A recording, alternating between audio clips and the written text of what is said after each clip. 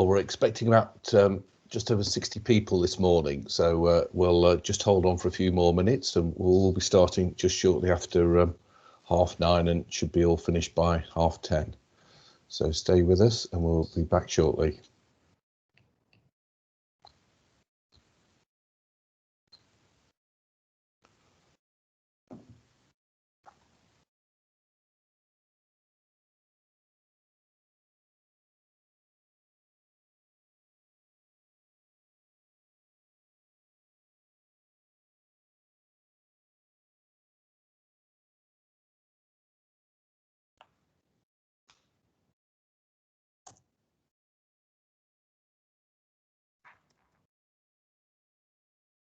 I can see it, Kerry.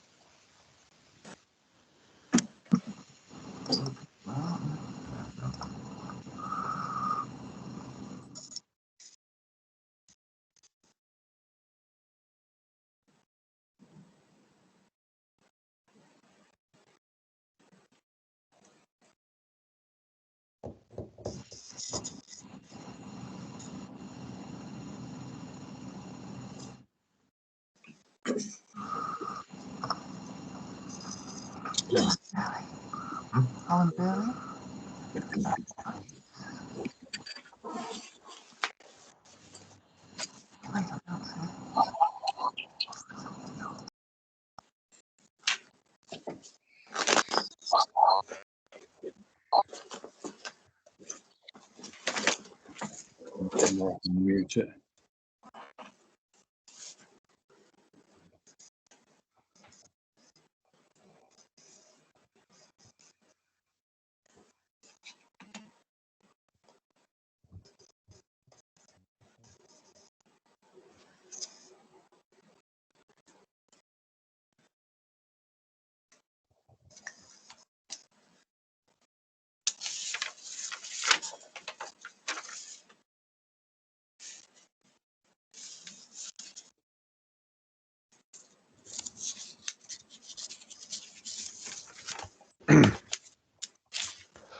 Okay, well, good morning, everyone. It's 9:31, so we'll get started. My name's David Gent. I'm the CEO of Active Humber, and thank you all for joining us today. It's going to take about an hour. and hopefully you'll find out all about the Tackling Inequalities Fund. So Kerry, if you could go to the next slide for me, please. If I could ask everyone to mute their microphones and turn off their webcams, that's just really to help with the internet speed, but it's up to your choice whether you wish to do on that. Obviously, we're all reliant on IT systems at the moment, so but we'll see how it goes. It is being recorded, the webinar, and will be shared afterwards to all of you attending, so that you can look back on it, etc. So we'll be sharing on that. Obviously, we're all working from home and continue to, and we would like to meet in person, so it's going to be informal. Because we've got quite a lot of stuff to get through, if you've got any questions, please raise them via the chat function, and I'll be looking at, and there is a question and answer session towards the end of the session this morning, so we can pick them up there. And there will be follow-up conversations after the webinar. Next slide, please, Kerry.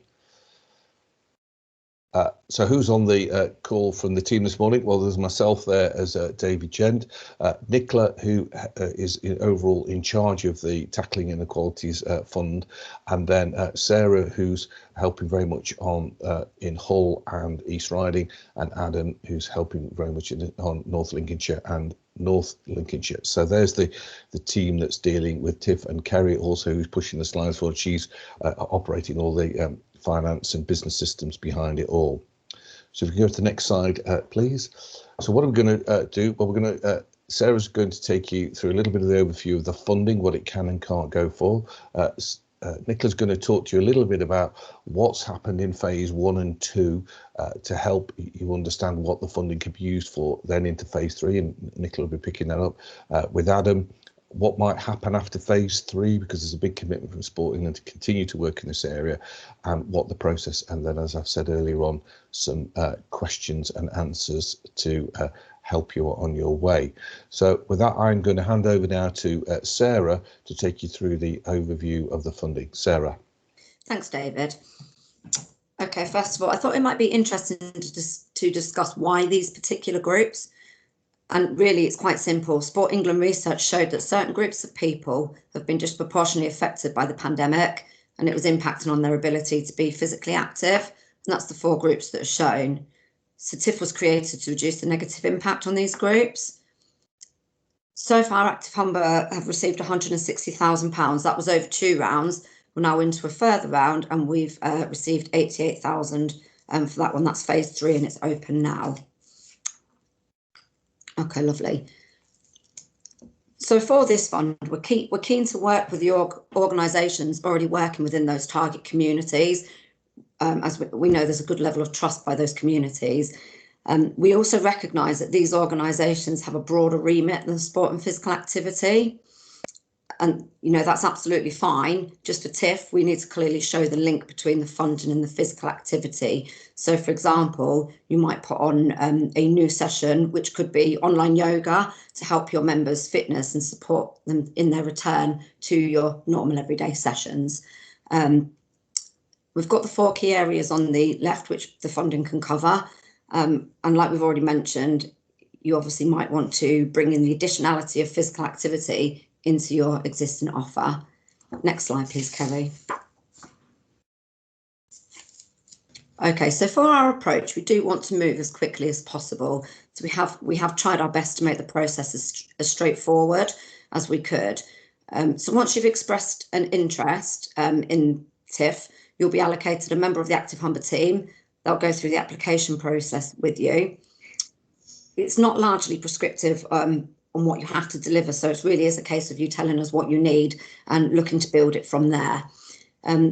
We run an internal grants panel that will look over the application, ensure it is aligned to the needs of TIF, and then it's sent through to Sport England for the final approval. It is a quick process, and you should know within approximately 2 weeks if you've been successful or not. And then just we talk about listening to the voice of the community, and quite simply, we really want to meet the need of this group.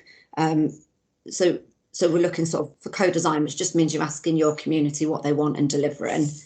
Next slide, please, Kerry.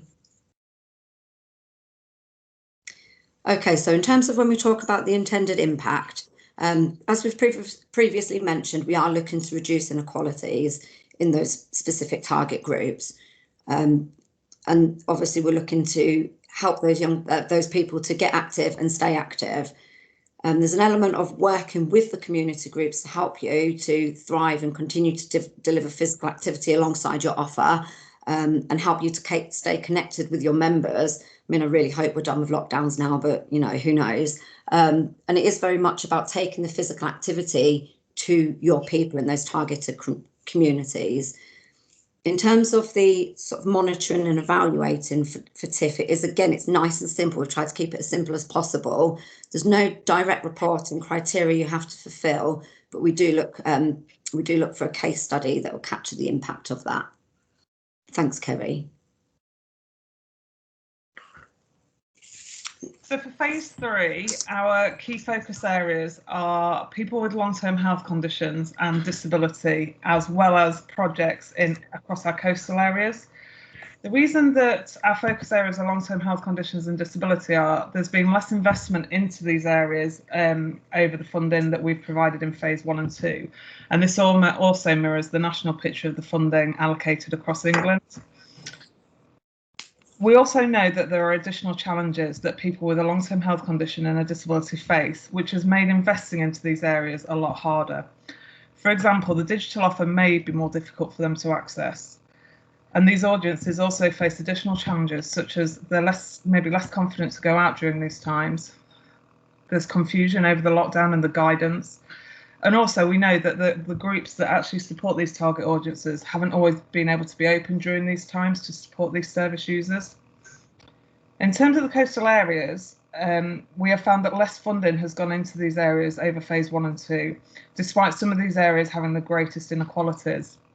And linked to some work that we're doing across the northeast coastal areas with other active partnerships, we know that there tends to be a lack of groups across coastal areas compared to the more urban areas. So we may need to deliver tackling inequalities in a slightly different way. Throughout phase 1 and 2, funding has always been around prioritising around hardship and engagement and delivery.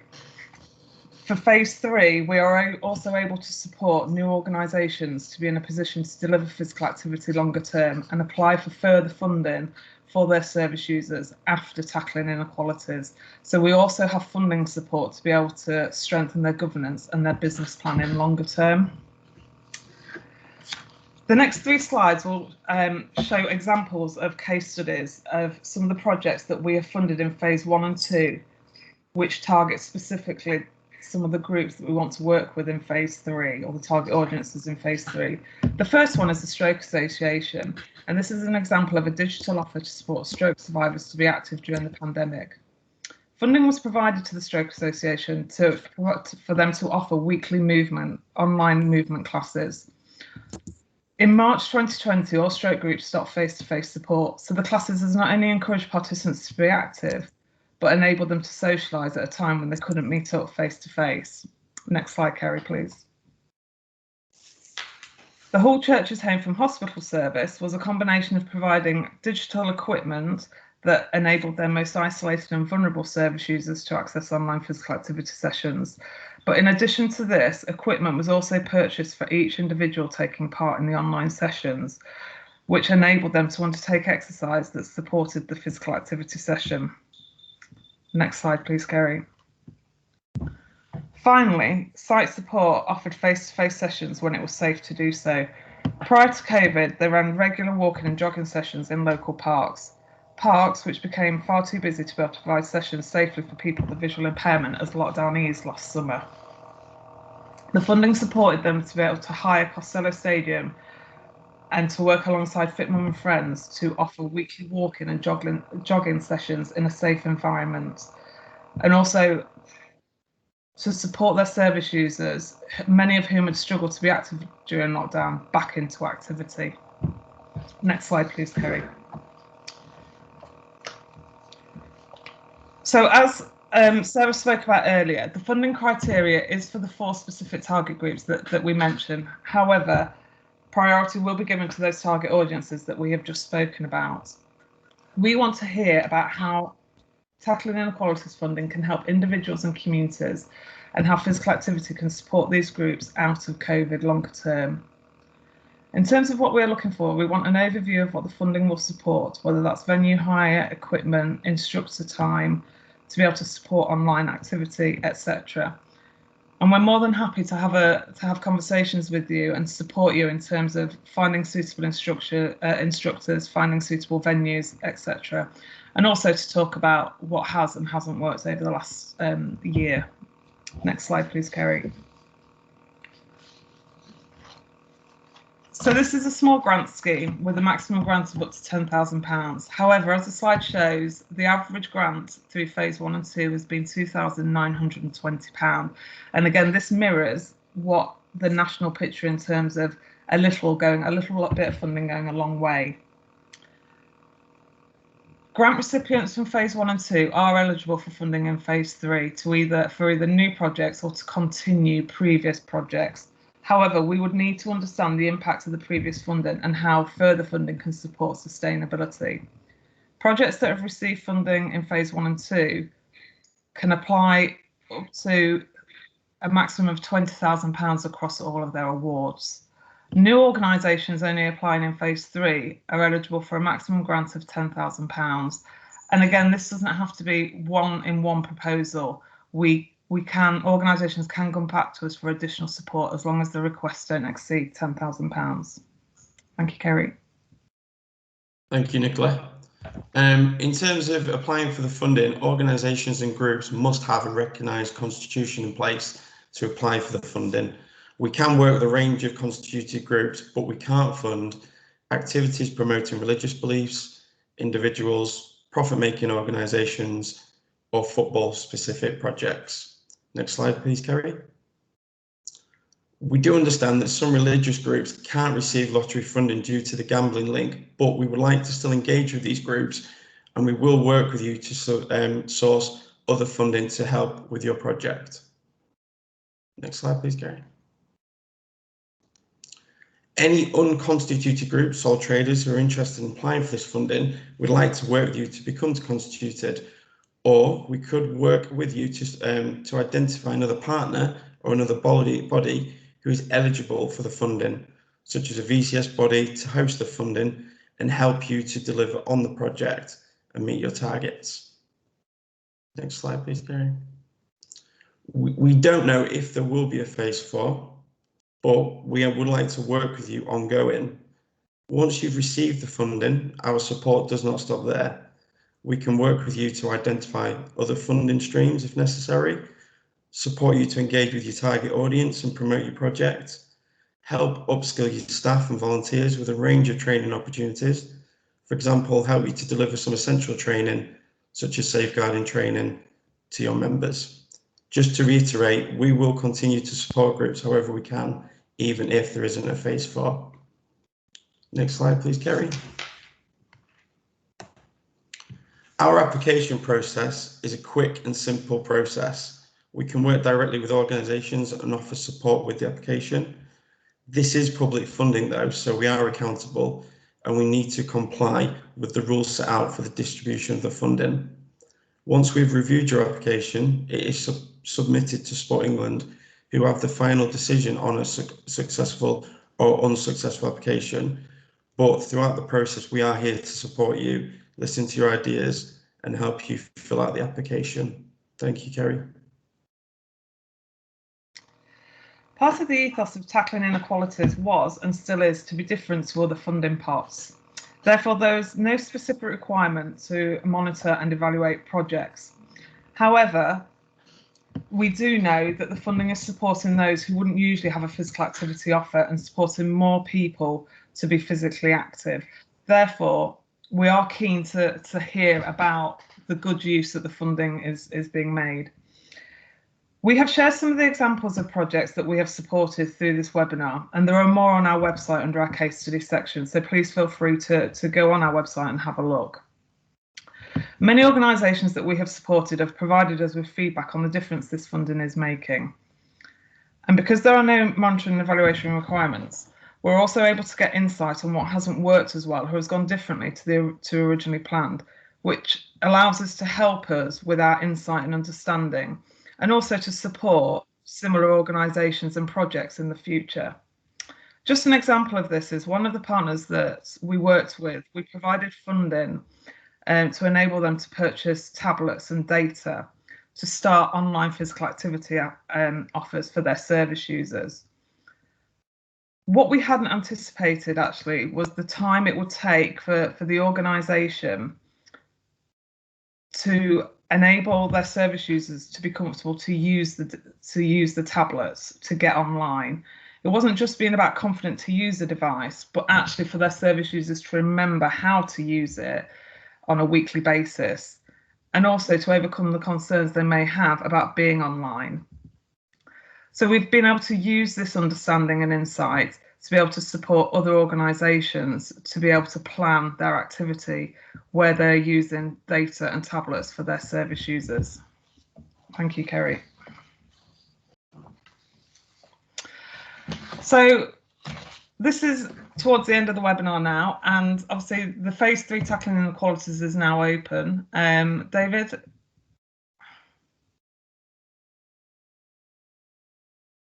If you could go to the next slide, Kerry. So basically, and there's been no questions in the chat so far, so that's all right.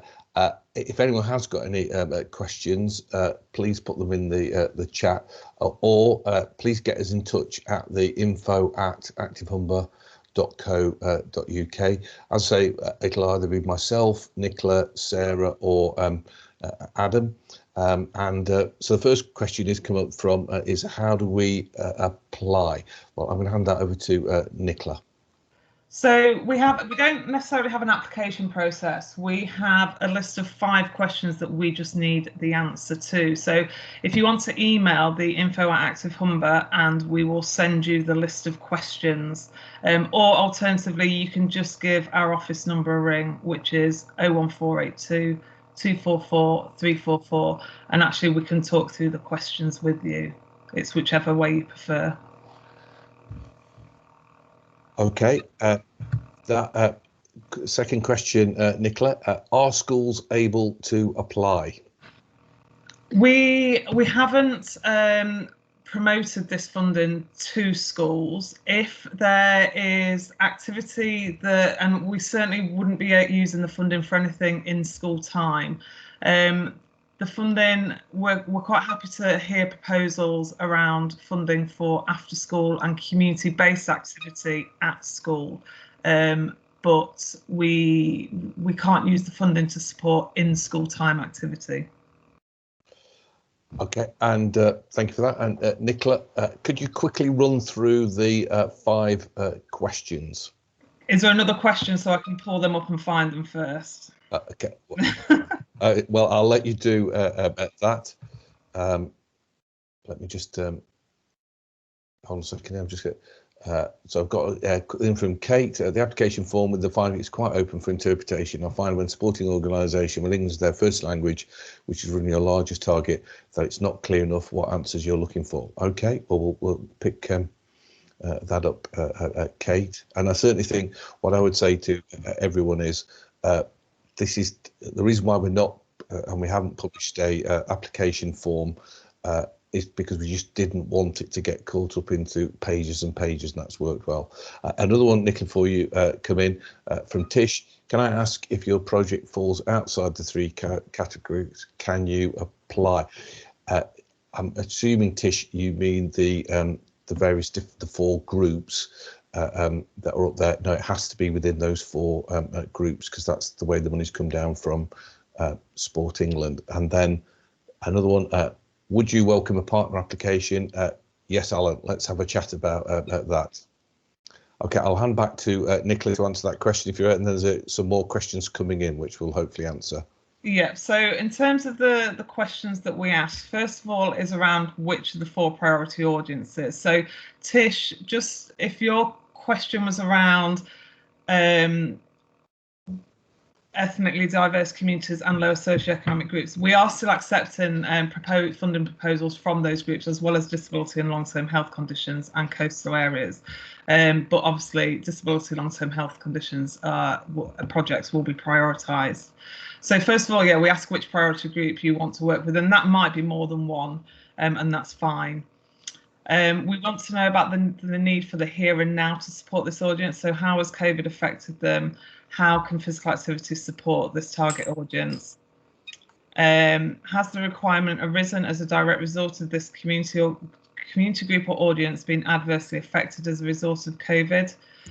How will this investment help your group to survive or connect them to one or more of the priority audiences at this time to keep them active?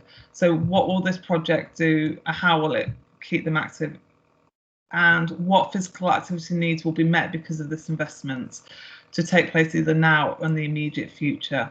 So these are just an opportunity for you to tell us a bit more about your project, but more importantly, the audiences that you want to work with. Okay, next question in from Kerry is, how quickly would the grant need to be spent, Nicola? So phase 3 is up until the end of March 2022. However, the stance that we've taken across all of our phases is that funding will only be provided for 12 weeks of activity. So it's around the here and now.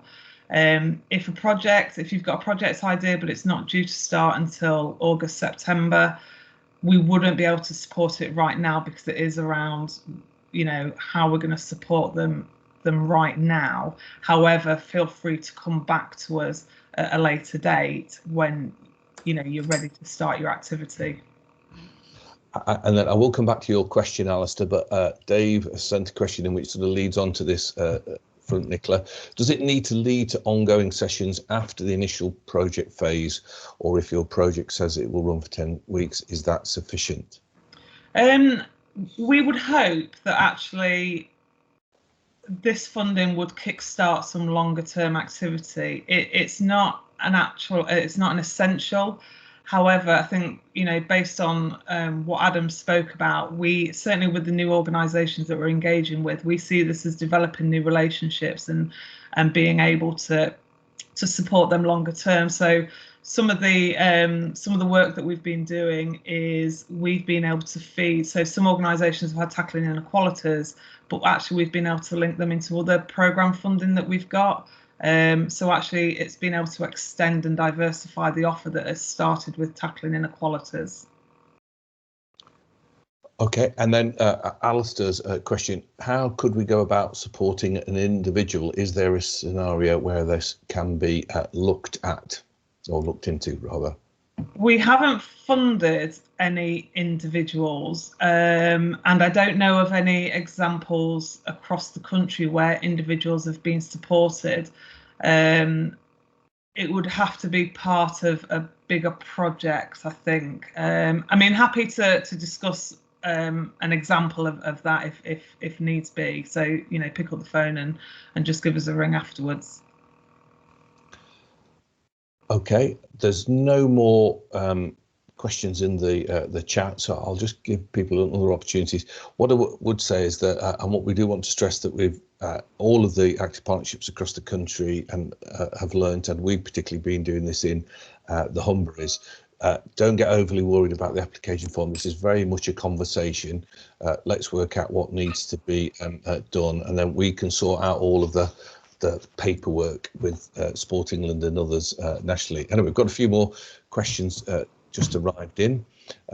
So this is from Detty. I have a funding report for individual funding if Alistair wants to email me. So thank you, Detty, for that support.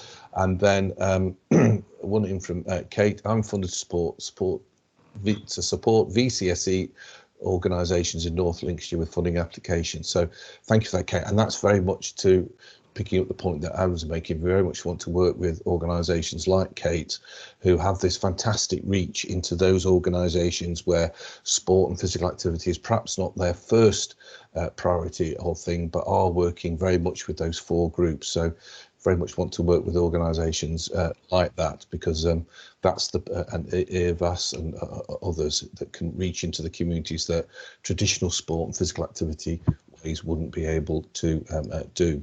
David, can I just pick up on Kate's earlier point, because I was frantically looking for those questions at the time, but I think Kate makes a good point in terms of those questions are quite broad and up for different interpretation, but actually that's why they are like they are.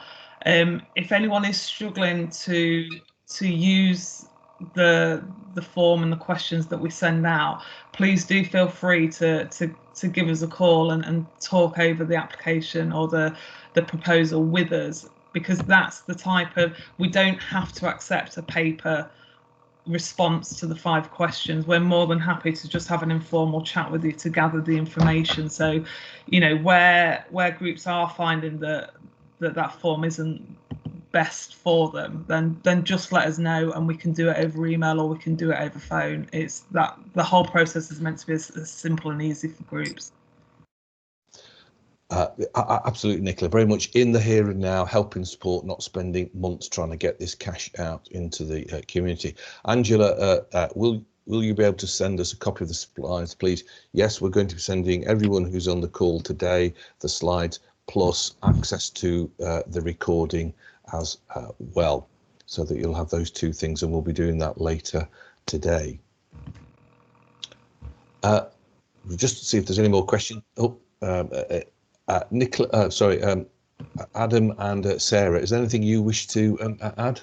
Yeah, David, just quickly, so we've got a little type form just for you to give us some feedback on today's webinar, but there is also an opportunity to just say that you'd like some of the Active Humber team to contact you, so you can just register your interest there, and we'll be in touch shortly.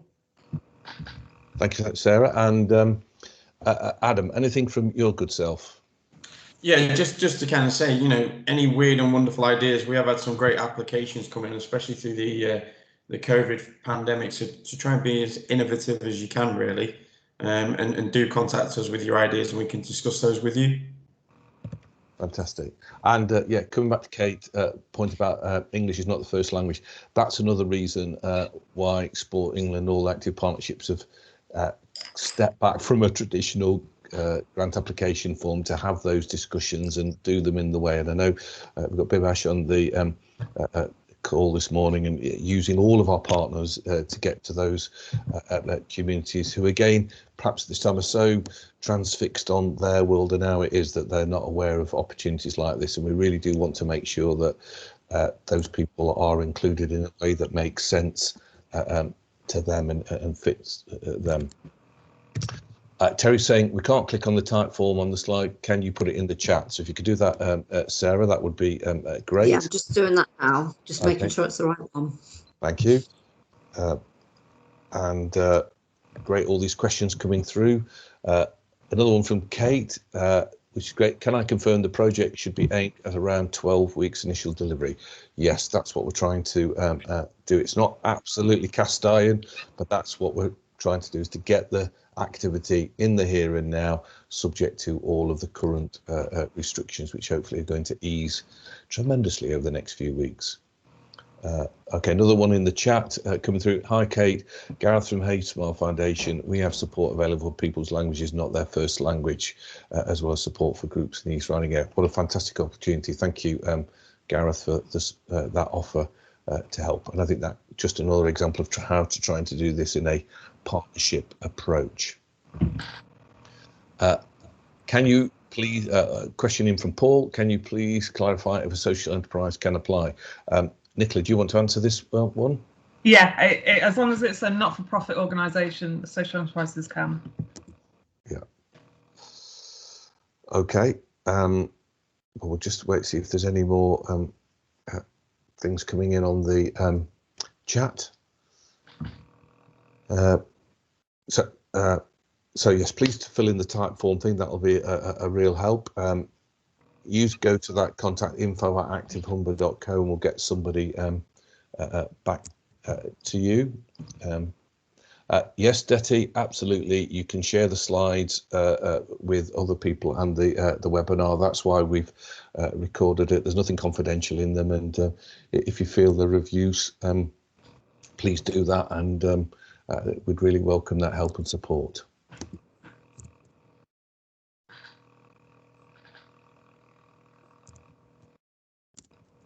Well, if there's no more questions, oh, here we go. One in from Neil. Thank you, Neil. Can a village hall with many groups using the hall apply to support those groups? Well, this is a good question. Nicola, I think to you again for a positive response. Yeah, I don't see any issue with that. I mean, we haven't had that as an example, but more than happy to have a look at how that would work. And yeah, so feel free to drop us an email or pick up the phone and we can discuss that further. But I can't see why not.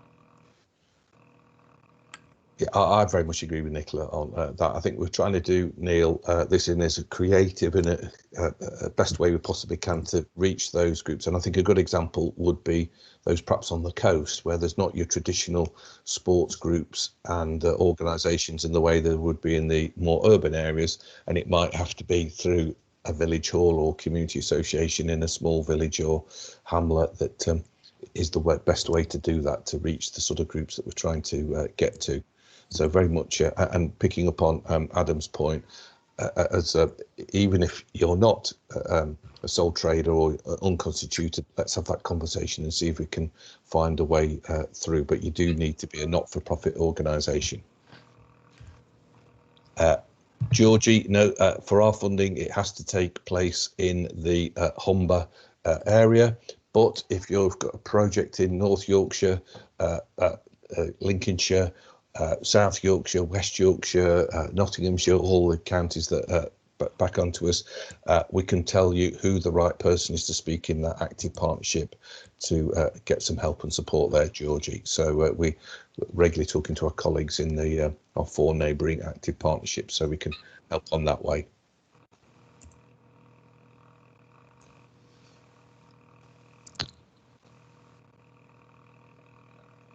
Okay, well, it's 2 minutes past 10. I don't want to keep you all.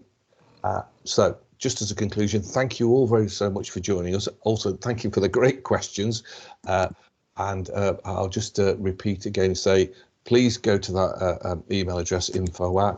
Please fill in the type form thing that I know Sarah's now put in the chat. That would be a really great help for us. And it's all about having a conversation, and hopefully we can get the cash out to the community as fast as we possibly can, and therefore be able to go back to people like Sport England and say, we really do need phase 4. There's lots more stuff to support all across the Humber. So with that, I'll close the webinar. And oh, so one more question. Here we go. Just pick this from Kirsty. We're a hospice and healthcare provider looking at setting up a long COVID clinic within our gym. Would this be a viable project?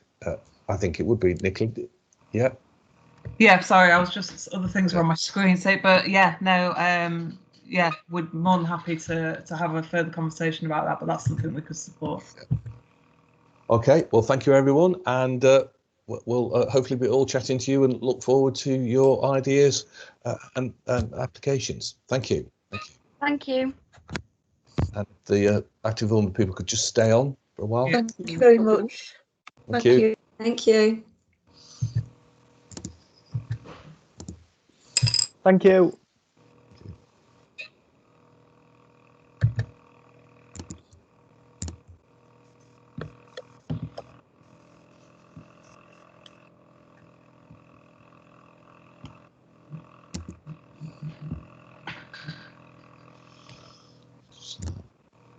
I'm still on the call. I'll phone you back.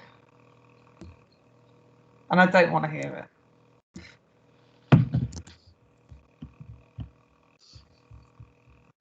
it.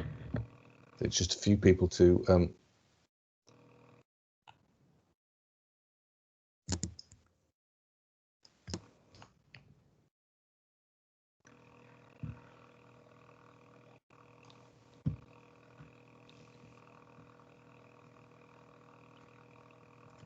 You can stop recording, Kez, if you want.